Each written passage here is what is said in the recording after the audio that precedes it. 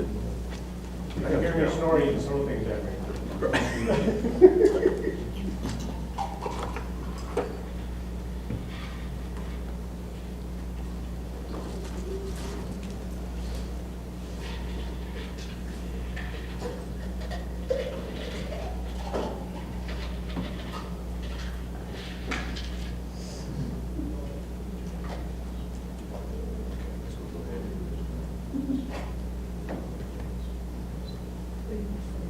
Maurice, you're good to go whenever you're ready. I'm good to go.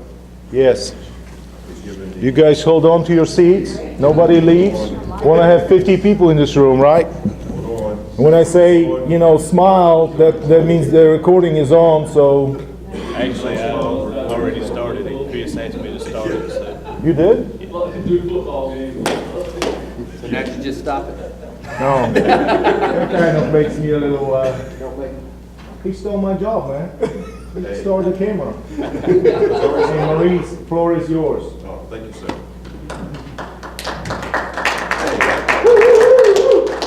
Thank you, Chris. You're welcome. So good morning to everyone. Good morning. Okay, we'll try that again. I know it's cold. Good morning, everyone. Good morning. Excellent. Now I feel better. So today, this morning, we're going to have a really fun conversation around decision making.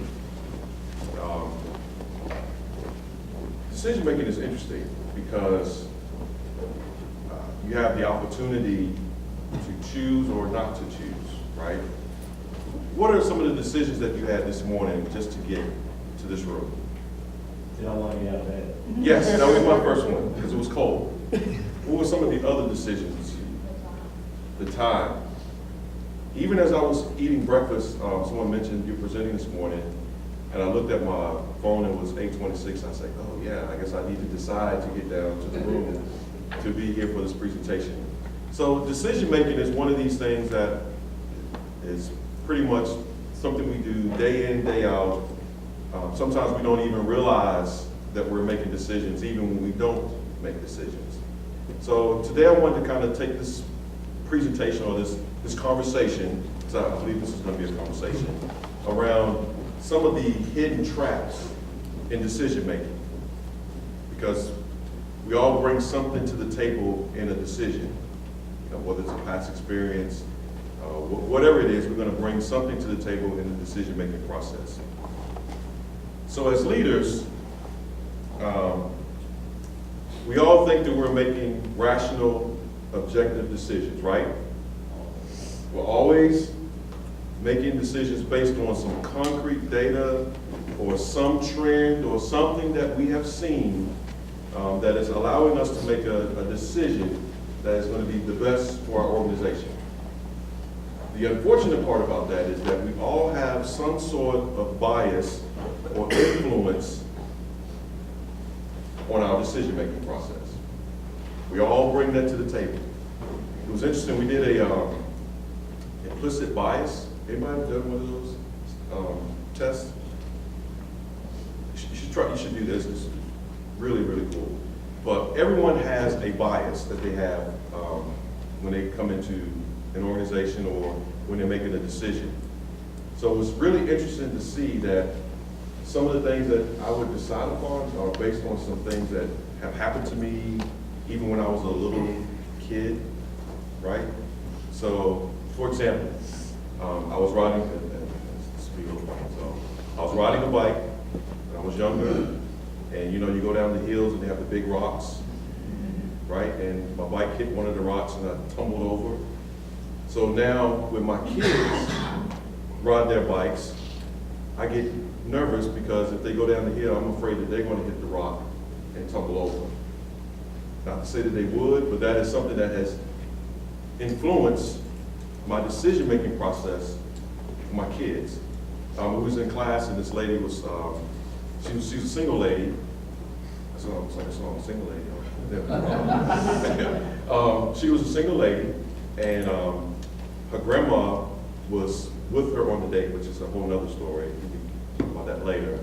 But she took a gentleman with her on the date, and the gentleman drank a glass of wine. So the grandma thought that the young man was an alcoholic because her grandfather used to drink all the time. So once again, those were past decisions that were impacting her decision-making for this particular gentleman that her granddaughter was looking at. So if you think about that, what are some of the things that you bring, I'm gonna call it baggage, in a good way. What are the things that you're bringing to the table, to your organization, to your department, that influences your decision-making process? It could have been a job, previously something happened, you know, that either scars you or makes you a mold, however you want to call it. But what are those things that are coming in that impact your decision-making? Some of those things are good, some of those things are not so good. We're going to kind of talk through that today. So decision-making is important for us, and we have to understand that we have these unconscious, I like to use this unconscious consciousness that we have when we're making decisions. We have these things that are inside us that are innate that we have to wrestle with. So this is my educational term for the presentation, heuristics. Basically, you know, this is kind of where we look at, we're going to kind of go with the flow. We don't have any particular process. This is kind of something that it's a gut feel. These are kind of where these decision-making processes kind of flow from a psychological perspective. So I want to talk about 8 decision-making traps today. Okay? And if we could get the mouse, would be great, right? The first one we're going to talk about is the anchoring trap. How many of you have, ever been like hoodwinked? Or you've been positioned or set up in a meeting, right? This is like called the anchor, because what happens is that someone gets to know you and they find out a key characteristic about you and they use that in the meeting. And so they anchor your decision. So let me give you an example. So me and Robin, we're gonna go into the meeting. We have this project that we're gonna do, and I need her support. So I'm gonna, and we call this selling in Seattle school, by the way. So I'm gonna find out what her interests are, right? And then I'm going to anchor her to this decision. So when we go into the meeting, I have her support because we've talked about this already. I have kind of sold her on a thing that is really good. So I have anchored her to the decision. So from a perspective of trying to gain support, this is a good strategy for your decision-making process to help you in the meeting. The bad part about this is if you have an anchor, some sort of predisposed position before you go into the meeting, and you're not willing to open up and listen to other options, you become anchored. So there's 2 parts of this. One is a really bad part, one is a good part. So with this, you want to make sure that you don't stereotype, and you want to make sure that you are analyzing the trends when it comes to the anchoring trap. So what we do about this to avoid the anchoring trap, we try to view this from different perspectives. Okay. One of the interesting things, especially with IT professionals, when we have to get a proposal together, you become wedded to it, right? I remember one time I wanted to do virtualization. This was, I was at the Institute for Advanced Learning and Research. I wanted to do virtuals. I wanted to virtualize everything in the whole shop, and I became anchored to it. Even so, to the point where I misled the forecast a little bit. Not that I did it intentionally, but I was anchored to it, so I had like emotionally attached myself to this decision that I had become anchored, and I was not thinking clearly about all of the alternatives with it. And this happens when we do these kind of projects. Think about the problem on your own before consulting others. So you have a chance to kind of internalize it before you go pitch it to other people. Be careful not to anchor your consultants or your advisors. I know sometimes we like to control the process all the way from the beginning to the end. But sometimes it's okay to have some wild cards in play so that you can get the full view. It's kind of like you want the full frame for decision making.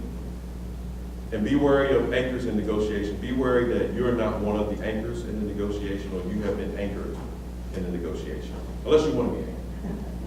Okay? Any questions, comments on that thus far? Does this resonate with people? You guys have a very early morning. I'm not sure I decided to make the right decision.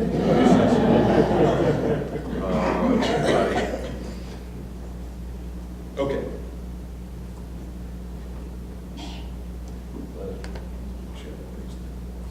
So here's the other trap, the status quo trap. Have you ever heard someone in your organization say, "This is leave well enough alone. You don't need to do anything. If it ain't broke, don't fix it. You're just gonna go with it. This is what we do. This is called the status quo trap." And I would venture to say that 99.9% of our organizations that are in this room right now have been in the status quo trap. I didn't see anybody say, no, we're not. Right? Sometimes I don't think it's a trap necessarily, depends on what situation. True. So the status quo trap is actually a trap that I think, this is just my opinion, it stymies or stops innovation from happening. It stops creativity from happening. And in some cases, as Tony pointed out, it may be an okay thing. But in some cases, the organization kind of gets stuck in the rut, so to speak. So sticking with the status quo means we're going to play it safe. We're not going to ruffle any feathers. We're going to kind of ease our way through it. And like I said, in some cases, that may be okay. But in the long term, I think you have to be able to see down the road so you can, take a few risks every now and again. But some people in our organizations, even in our own departments, think that stirring the pot could be bad. When is stirring the pot bad? Because there are parts when times when it's bad. For the sake of stirring the pot. Budget shortfalls. It's not a good time to stir the pot. It's not a good time for you to go buy iPads for your whole department, right? When we're in a budget deficit, or just depends on how the politics are.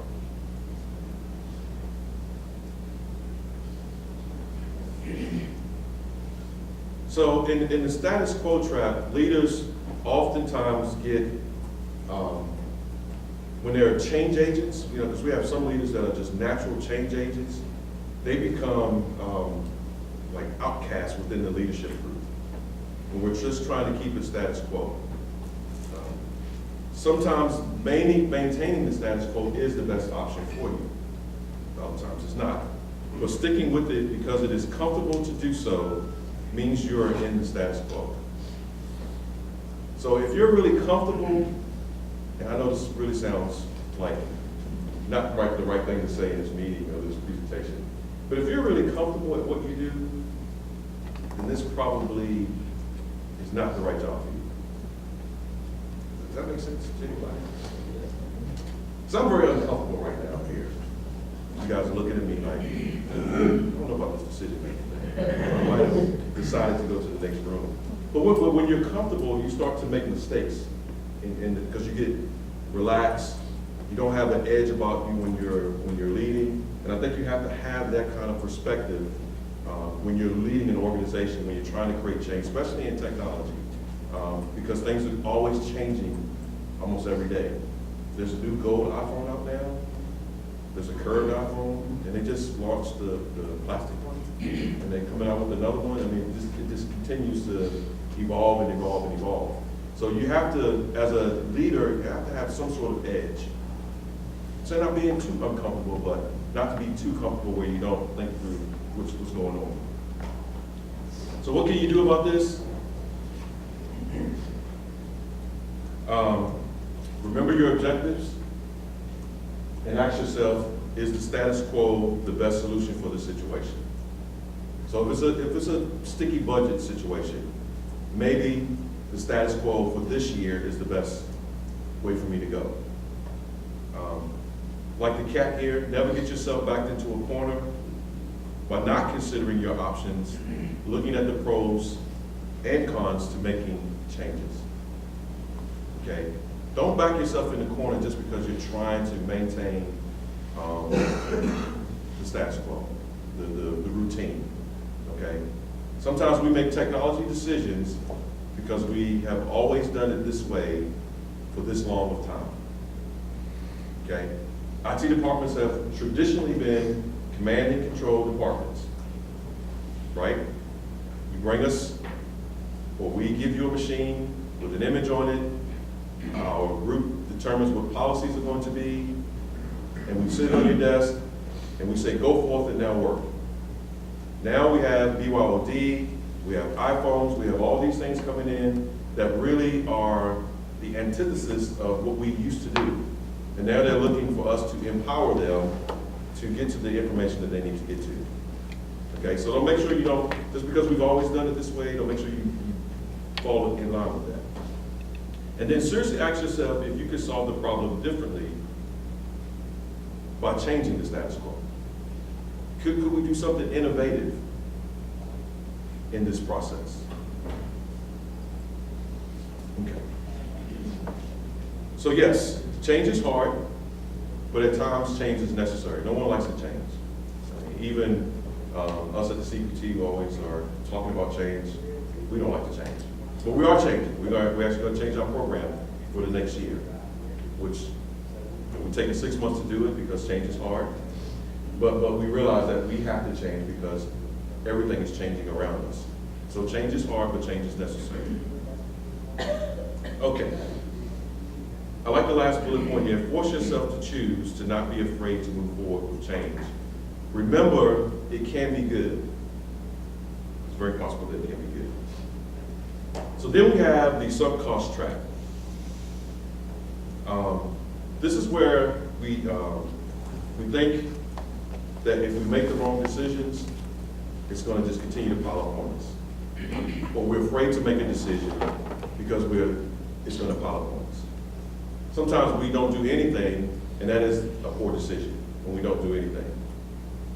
So how many leaders in here have had an employee that was giving them issues and they never did anything about it? And what happens usually when that happens?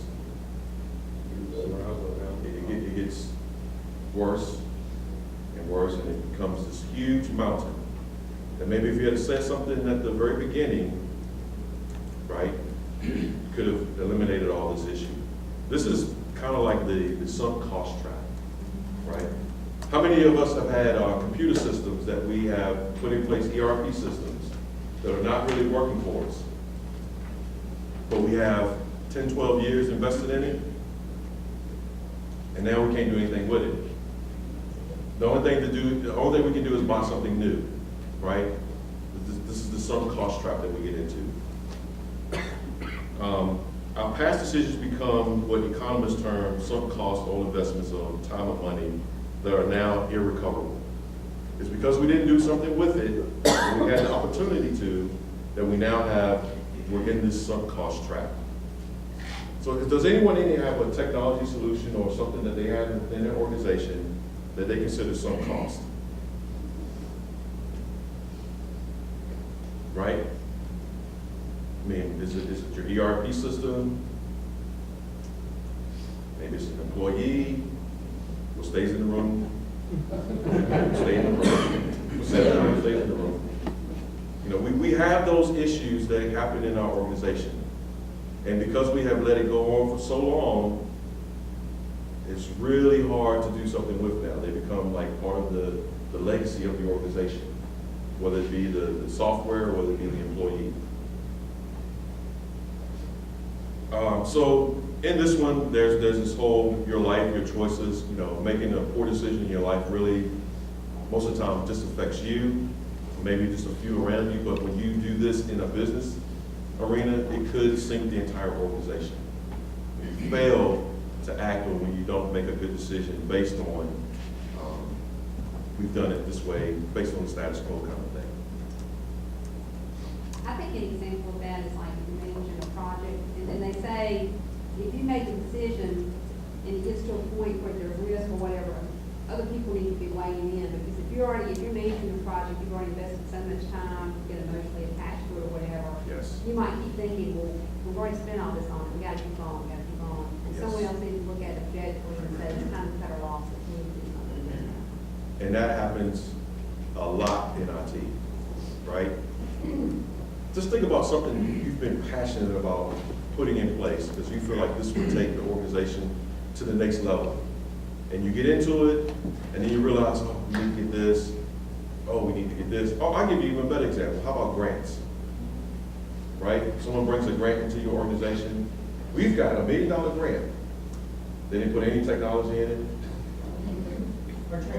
Or training.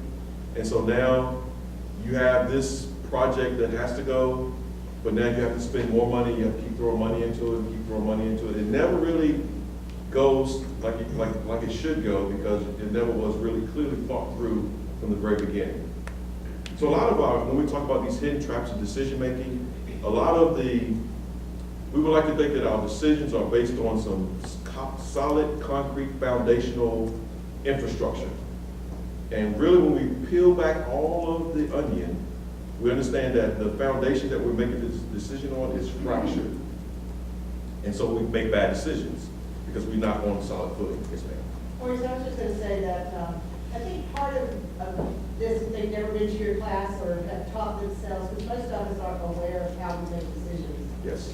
What our cognitive Yes. thinking is.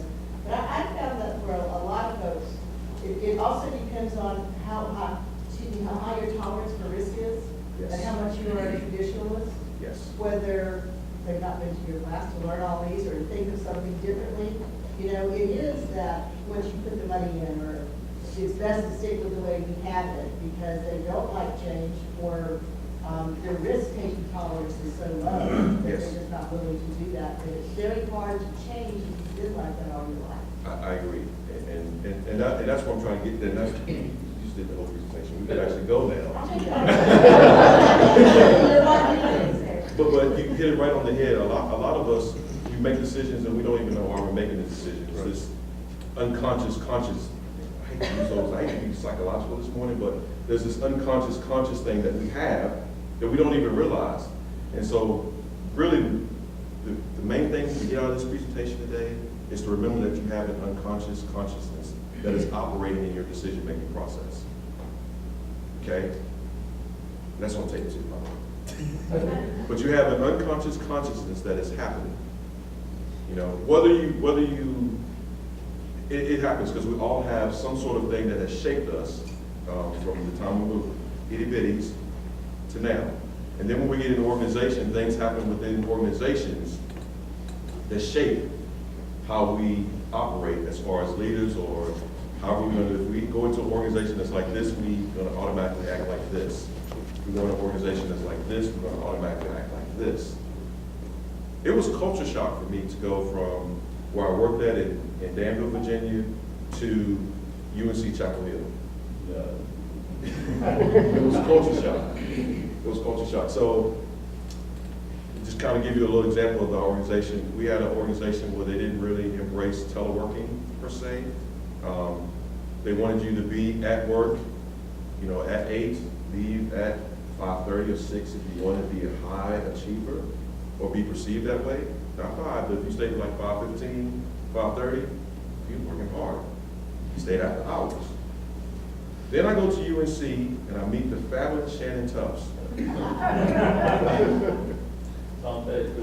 it's on tape. And it's interesting because I see Shannon maybe twice in a week.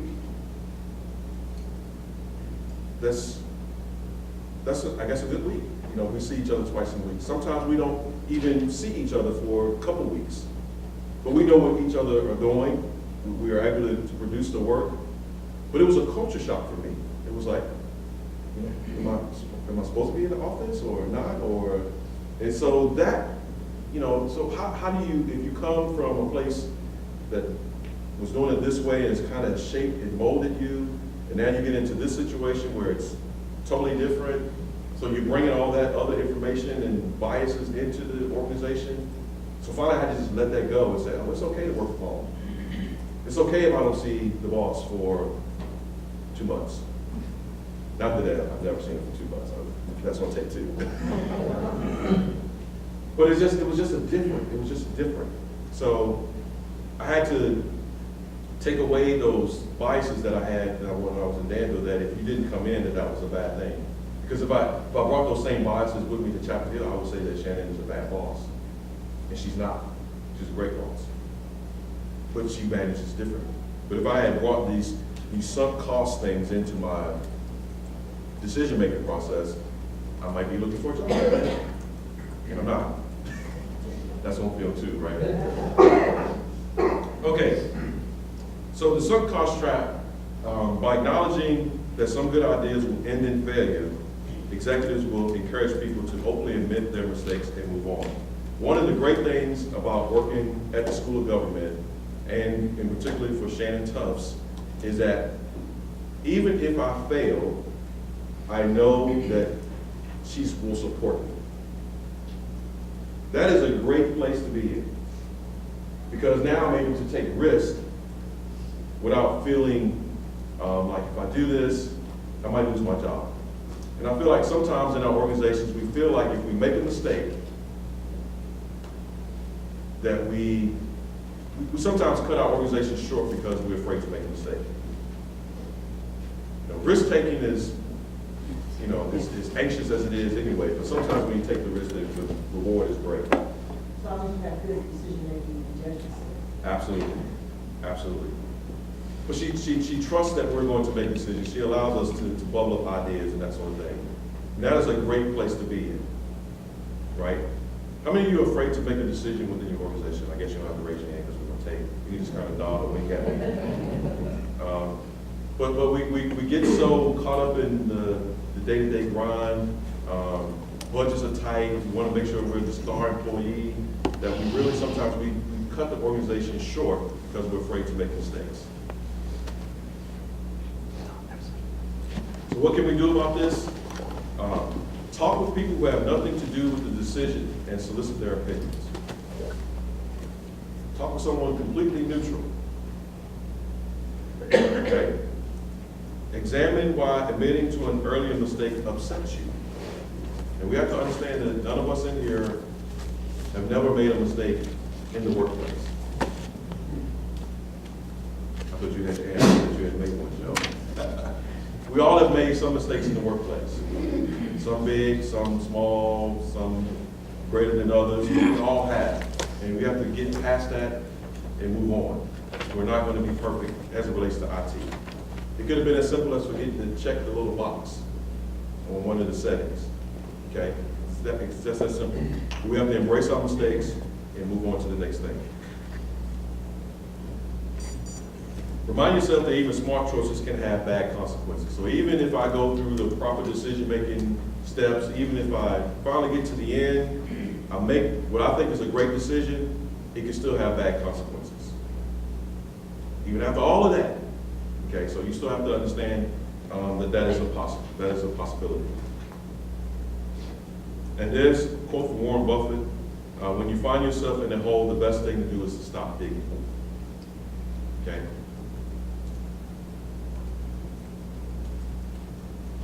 All right, so here we got the confirming evidence trap, and I think this is where IT really falls into play here.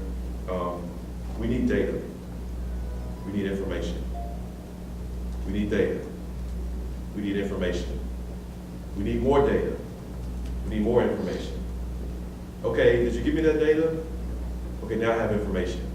Now I can finally make a decision. But the problem is, even when I have all of the data, and it's telling me one thing, I still decide to do something else. Even when the data appears to say yes, and the answer is clearly no, I still do it, right? This is the evidence trap, I'm sorry. So we tend to ask questions that lead us to the decision that we want. You know, Maurice, I was thinking about that from the anchoring trap standpoint, though. We all kind of have a predisposition to only look for the data that supports the decision we've already made and I have to be careful with myself on that often. I'm like, crap, I'm just looking for a bunch of to support my argument rather than, and you find something negative or that doesn't support, and you're like, crap, make that go away, you know? Yes. And Yes. you have to be careful of that. Absolutely. And this is, there's something called Delusions of Success. There's an article, it's a Harvard Business Review. And what it is this, what you just mentioned, is that we have all the information telling us that this is not going to happen, but yet I surround myself with individuals or with data that says it could happen. But then there's this glaring thing within my infrastructure that says, no, it's not going to happen. Okay, so let me make it really personal. So if you want to do virtualization, but your infrastructure is not ready for it, the answer is no. Even though it sounds like a really cool thing to do, if I don't have the support staff in my department to do it, the answer is no.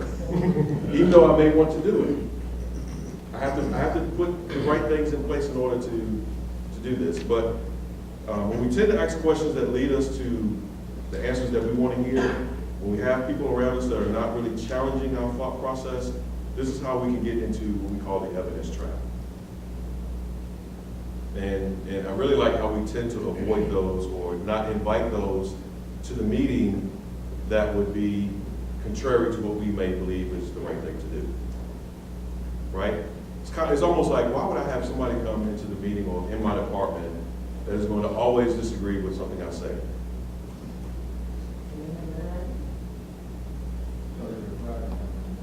You're right. It's your boss. That's an interesting place to be in. So based on these forces here, we tend to decide what we want before figuring out why we want it. So this is classic with my son, right? He knows he wants games or he wants this, but he doesn't really know why he wants it. Or he wants that cookie, but he's not really sure, he's not hungry. So why do you want it? Is it just because he sees it? You know, we kind of get into that trap sometimes. Our tendency is to be more engaged by things we like than things we dislike. And I think that's true for all of us. We like to do the things or the tasks that we like to do. We like to do those things that make us splash or whatever it is that you like to do. We don't like to do the things that we dislike. You know, whatever that may be, the mundane parts of IT, I personally dislike. But now it's a meeting on a big broadband project, well, I'm all in on that. So these are things that we tend to focus on. So how we, what can we do about the evidence trap is make sure that we examine all evidence equally. The good and the bad. The stuff we like and the stuff we don't like. Assign someone the role of being the devil's advocate. Have that person that you can go to that does not agree with everything that you say. And I have a great one, and that is Shannon Tubbs. I'll take an idea in, and she'll disagree with me, and I'll disagree with her, and it's great because in the midst of all this disagreeing, you can find the solution. Okay? Be honest about your own motives. Now, I'm not saying you have to share that per se, but you need to be honest about why it is that you're doing whatever you're doing. So you have to be honest with yourself. Don't ask leading questions of others. It's really easy to lead somebody into a conversation and lead them into the decision or the thought that you would like to hear. So avoid doing that, and don't surround yourself with yes people. Okay? All right. So now we have the framing trap. This is interesting because this is how you really look at an issue. Is the glass half empty or half full? And it is this particular trap that is really interesting because this one is the first thing that comes out of someone's mouth actually sets the stage for the rest of the decision-making process. Okay? So let me give you this example here. A workplace process needs to change to accommodate a new computer system software. The department manager could say, this is going to go horribly wrong, or what a great opportunity we have to improve the process. Now, imagine the effects on the department if I say this is going to go horribly wrong. What does that do? Does that automatically cast a negative shadow on the entire project? Right? We already know it's going to be difficult because those kind of software systems are difficult to implement, right? Just look at healthcare.gov right now. Could you imagine an IT person that's doing that? Ooh. Anyway, that's not good. Imagine what the thought would be if the department manager says, what a great opportunity we have to improve our processes. You see how the difference that framing of the problem or the framing of the decision making, how that changed the whole mood of the room? I could have come in and said, oh, this is going to be a horrible presentation, but I'm not going to do that. This is going to be the best presentation that you hear all day, right? No, we have some great presenters today. I'll probably be the worst that you hear. But it's just about how you frame and how you set the stage for going forward. Okay? The framing trap frames as gains versus losses, and it also frames with different reference points or contextual views. So we have to understand that where people are coming from, how they're looking at this situation is how they want to frame their decision-making process. So if it's happening to them, their frame or their context is going to be different. If we're making it happen, our frame and context is going to be different.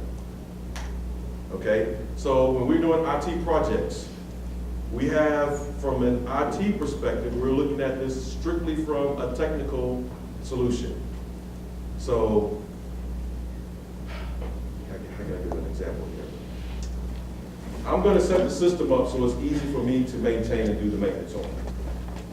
The way I set it up may not be an easy route for the end user. So my maintenance may not necessarily equal, easy maintenance for me may not equal easy access for the end user or our customer. Okay?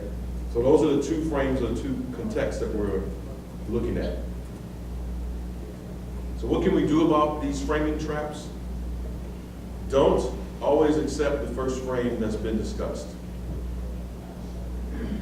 Pose problems in a neutral way that combines different perspectives. Once again, getting different angles or different views of the frames. So you can have a full window or at least a 360 view of the issue.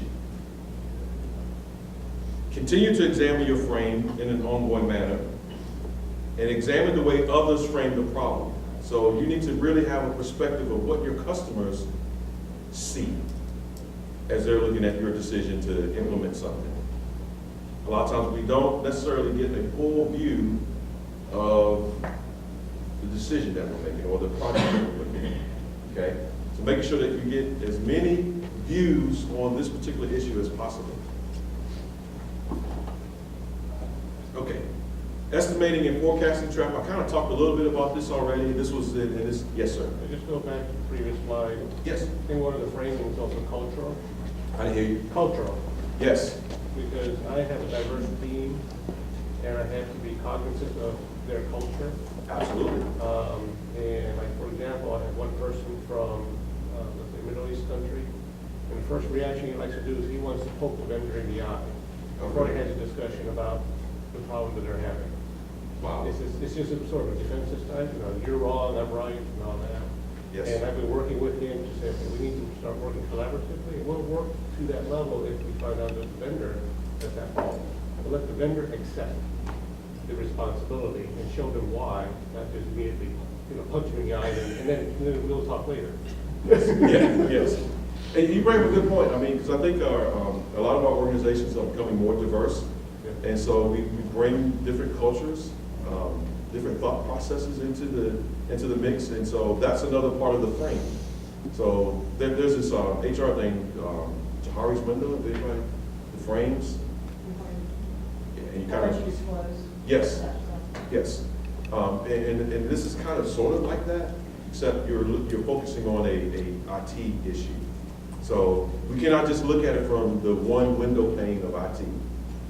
We have to make sure that we're looking at it from all of the different angles And even within our department, if we have a cultural diverse staff, we have to look at it from within that frame as well.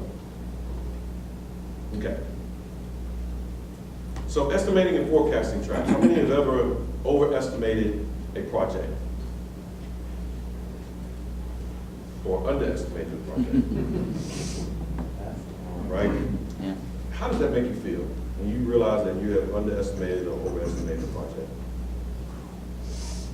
You feel like, you know, you have those like chill bumps all over you, you know, you're sitting in the seat and you're like, man, this is not gonna be good. Because now you're trying to figure out how can I do damage control, right?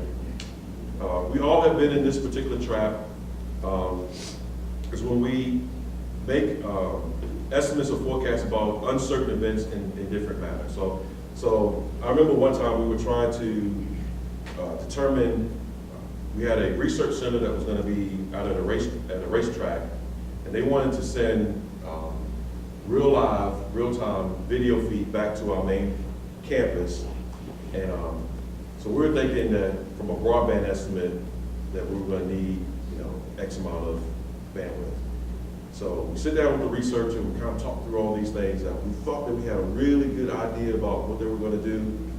So we went low because we were trying to conserve budget dollars. And so then when he really starts to like unveil what he's planning to do, because you know the researcher only gives you little chunks of information.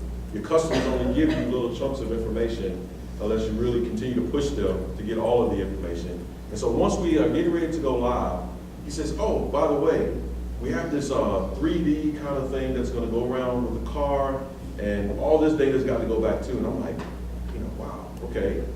So we launched this program, and of course, it just killed the bandwidth. There was no way we could get the information from there back to our main office because we didn't have enough bandwidth to support it.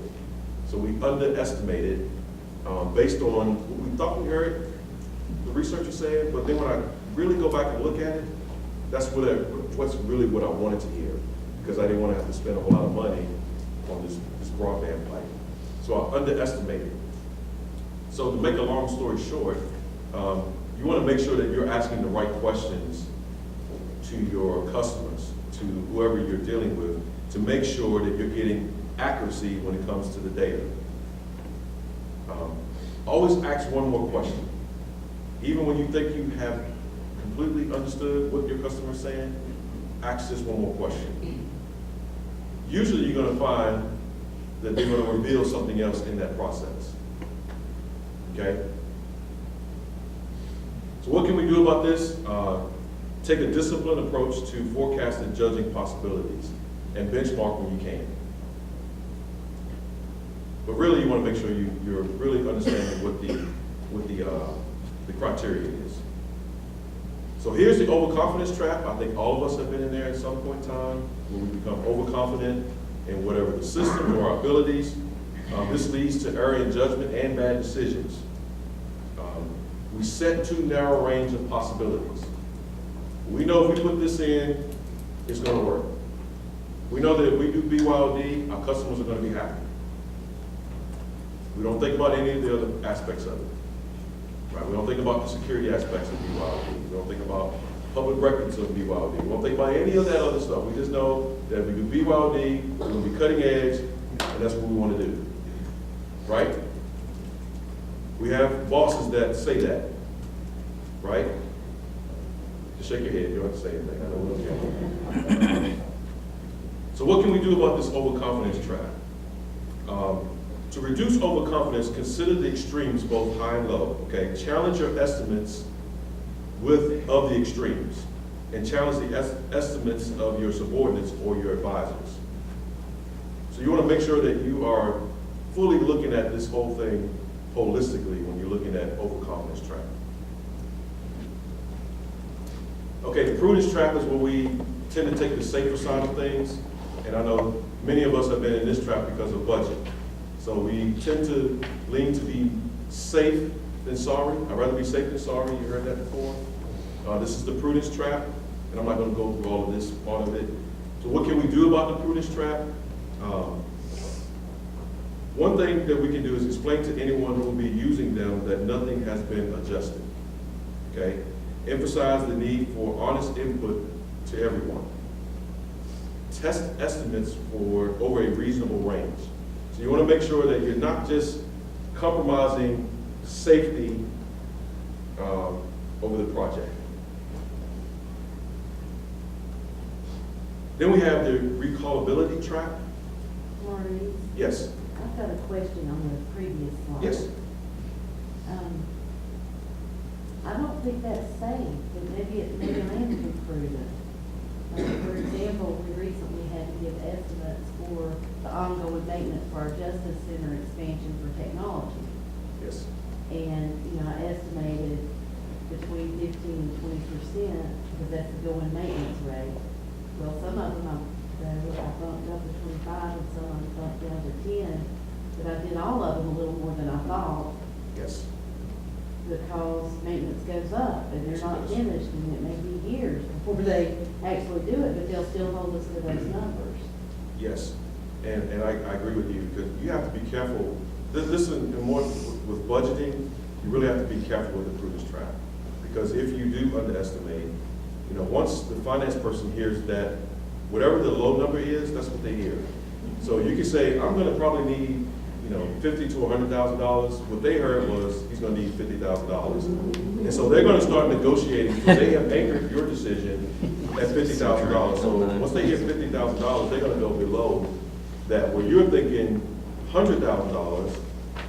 So you have to be kind of careful with this prudence trap. I agree. You have to be willing to expand, not necessarily be safe, but you have to expand that thought process when it relates to budget. I think many of us do a good job of probably, I won't call it fat, but a good forecast of what the maintenance costs are going to be, or whatever the cost of the project is going to But be. you gotta have contingency. Yes. And a lot of times we don't plan for contingencies or We cost can't call it overruns. that, or they won't let us have it. Yes. But the good thing is, if you plan to have if you put in your plan for the cost overruns and they take it out, then you have done your part to say, look, in the original document, we planned to have these cost overruns. And we planned that maintenance was gonna go up by 30%. And then as the finance person, you pull that out. But at least you have documented that, this is the thought process that we had in that situation. Very good point, Madeline. So in this particular trap, this is the one I was talking about earlier. This is when you recall from memory something that's happened to you, and this impacts your decision-making process. Because you drive this way, you're going to have an accident. Because I had an accident because I was driving this way.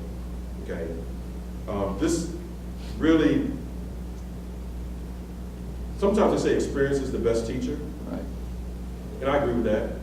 But sometimes experience can handcuff you to where you can't probably make the next leap or take the next risk that could be beneficial for the organization. So there has to be a balance between your experiences that you have had and the ability to take a risk on something that you have never done before. Well, if you've seen it happen this way this time, that doesn't necessarily mean it's going to happen this way at the same time next year. So you have to be able to balance that. So some ways of kind of dealing with this particular strategy is examine all the assumptions. Make sure they are not unduly influenced by your memory. Okay. Get statistics when possible, knowing that statistics can be modified and changed to meet whatever they want it to be. And try not to be guided by your impressions. You're trying to be neutral. You're trying to control your biases. You're trying to do all these things to make the right decision. And remember, when bad decisions are not necessarily at the decision-making process, but it's how it is formed in the mind that this bad decision happens. Okay, it's not necessarily the decision itself, but it's how it is formed. So what are the things that have caused me to want to decide to go that way? Okay? Our last slide, all right? Forewarned and forearmed. The best protection against all psychological traps is awareness.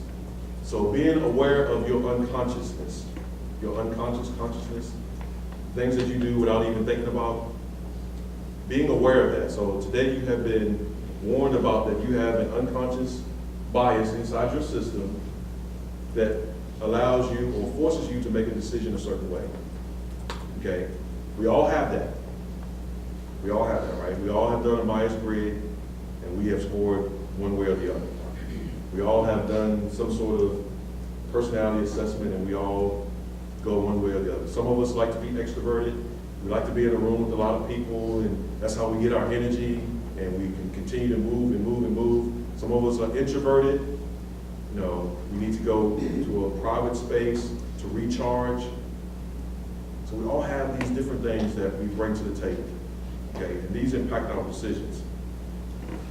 Build test into your decision-making process that can uncover errors in thinking before they become errors in judgment. So before I make the decision, this is getting before the decision process comes out, I need to check my thinking first. You guys don't think you have a psychology class in the conference, right? But you really have to look at your thinking first before you really look at a bad decision. What caused the bad decision? Okay? So with that, I will open it up for questions. Yes, sir. Recently, within the last year, I have a team of 4, and I instituted with the team's involvement that failure is an option. Now that sounds weird, but we use a Scrum software development process. We have 2 software developers, a QA person, and a business analyst, and they all share duties. We only have 4 people. We support about 400 users of training standards division, not counting the 35,000 law enforcement officers that use just academy resources. And I try to institute the doctrine that's very popular in Scrum, that basically is fail early, fail often, and fail fast. And basically is don't be afraid to fail. Yes. But don't keep it to yourself if something has happened, because otherwise it's going to get worse. Yes. And what you have done is you've actually changed the mindset of the organization or the culture of your department, which gets back to the way we think, right? We think that failing is a bad thing to do. If my boss is sitting beside me and I fail, I don't feel good about myself. Right. And so if I don't feel good about myself, then I'm not going to give you the optimal performance that you need from me. So that's why I say it's really important that people are able to take risks within reason, Right. but they need to be able to feel like that they can optimize or they can operate in the full capacity that they have within them. And some of that means I have to take a risk every now and again. Yeah. And that's huge, yes. Yeah, and what's funny is that I actually put that as part of the performance plan, the work plan, but I have to change the wording a little bit because when the word failures in HR means, oh, they need to be demoted. Yes. So it's like, beyond my team and my IT division, if you will, and my management structure, they still are old school, very old school. So I have to translate that. Yes. Okay, this is what happened, this is how it was resolved, and that this is why this person has excelled. Yeah. And failure is in a lot of organizations, that's a bad word. Yes. I'll tell you how you can one way to combat that is remind them like Zig Ziglar had a quote, failure is an event, not a person. And the quicker we can realize that ourselves and others, it's like with your kids, Yes. then they won't be afraid to fail. I agree. Other comments, questions? Yes. Since it's going to take me a couple of times maybe to say this, so you will. But I listened when you said it, and what would bother you the most in my decades of experience is that when you engage within the authority tree, you all know what's this. Yes. And we haven't put in place collective control, preventative measures, disallowing authority from making a decision that can have a high impact on the organization. Resource level, critical staff, purchasing level. I think that if we don't put these controls in place to checking authority, which is how the authority wants to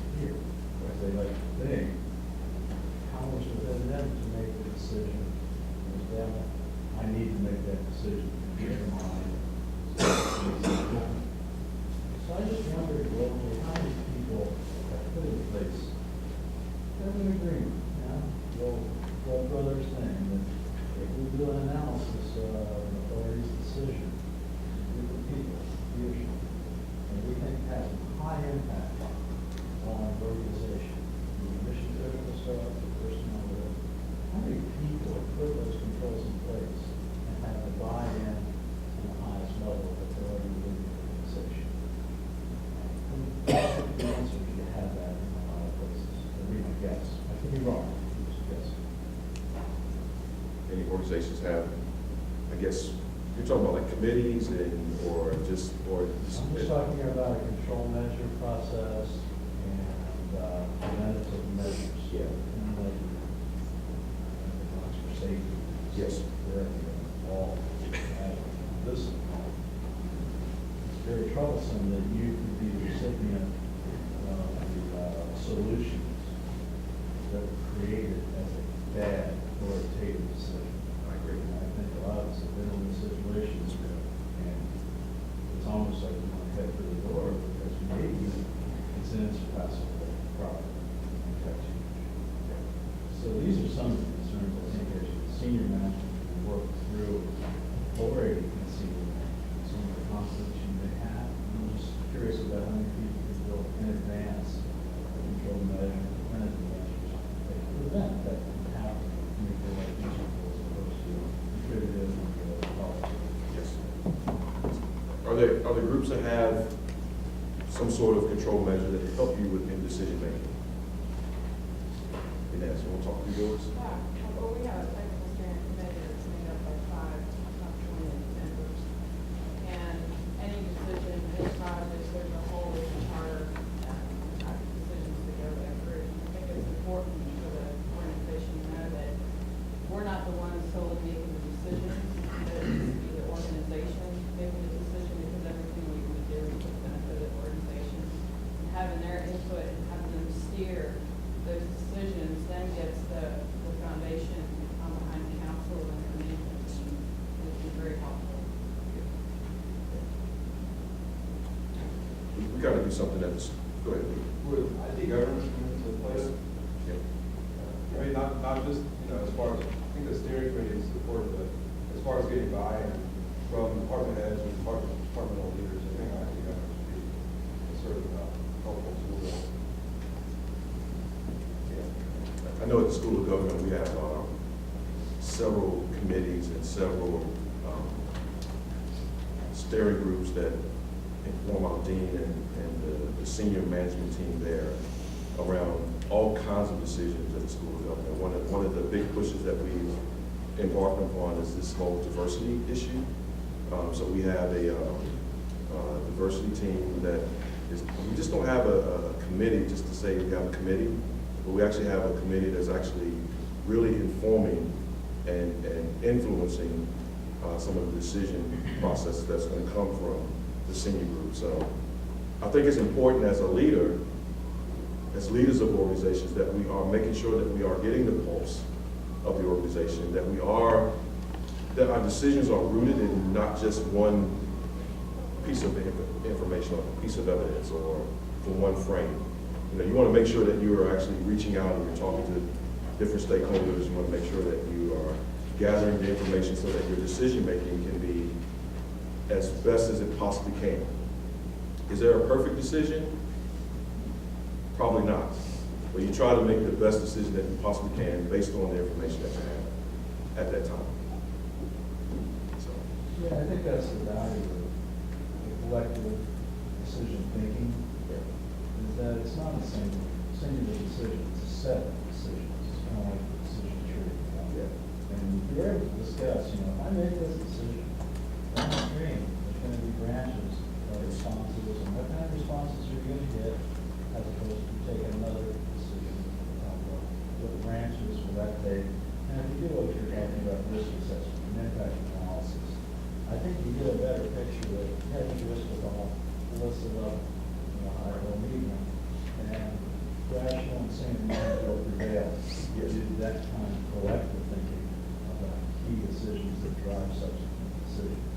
Yeah. Unless you have the toxic leader, you just, we're going to do it this way. That's it. You can get on board or you're not. And we have some of those leaders within our organization, and that's a challenge, right? That's a challenge. But typically, we would like to get to the point where we have processes in place, we have, you know, collective ideas come into the table, and we are all making decisions based on a very well-rounded set of information. And we've taken our biases out some sort of way. Any other questions or comments? So along those lines, though, at some point a decision is made, and Yes. everyone needs to get on board at that point. And Yes. if you continue to allow all this input, then it's almost like people are second guessing the decision at some point. It can be counterproductive, I would think. Yes, so you want to be, yeah, you bring a really good point. You want to be careful of paralysis by analysis. At some point in time, you have to say, hey, we're going this direction, and this is why. And you have to make the decision. Sometimes not making the decision is a trap. So you have to be able to make a decision at some point in time. Yes. Any other questions, comments? You guys have been really great.